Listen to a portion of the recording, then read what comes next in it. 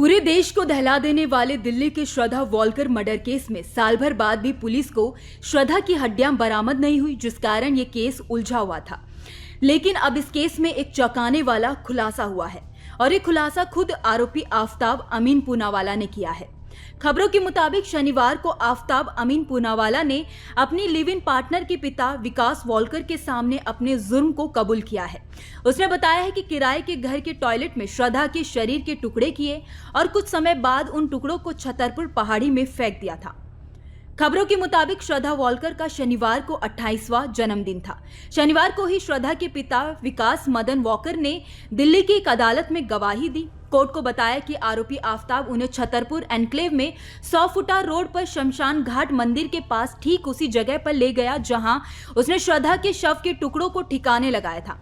बाद में दिल्ली पुलिस को उसी जगह पर मृतिका की पेल्विक बोन के समेत लगभग 13 बोन्स मिली थी। बताया जा रहा है कि इस बेहद सनसनीखेज हत्याकांड में दिल्ली की अदालत गवाहों की गवाही करा रही थी। पहले आपको बता दें कि श्रद्धा वॉलकर आरोपी आफताब के साथ लिव इन रिलेशनशिप में रह रही थी। श्रद्धा की पिछले साल 18 मई को पूनावाला ने कथित तौर पर गला घोंटकर हत्या कर दी थी।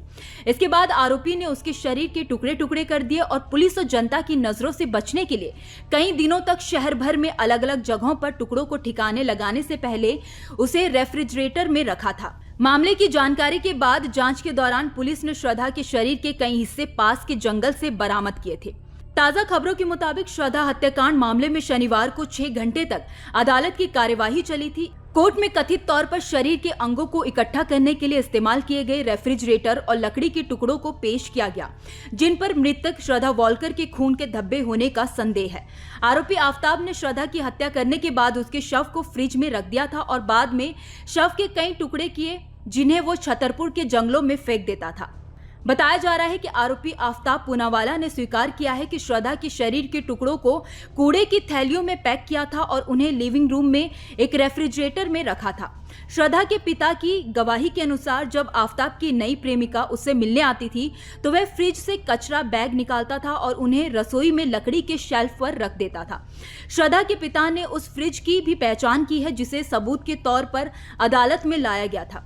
संदिग्ध खून के धब्बे वाली लकड़ी के टुकड़े भी अदालत में सबूत के तौर पर पेश किए गए थे।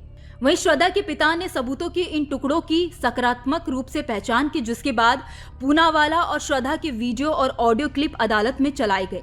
मामले पर अगली सुनवाई 9 अगस्त को की जाएगी। देखने वाली बात है कि आगे इस मामले में क्या होता है। आफताब के इस सनसनीखेज खुलासे को लेकर आपकी क्या राय है, आप हमें कमेंट करके जरूर बताइए। देश और दुनिया के तमाम बड़े अपडेट्स के लिए देखते रहिए न्यूज नेशन का डिजिटल प्लेटफॉर्म। धन्यवाद।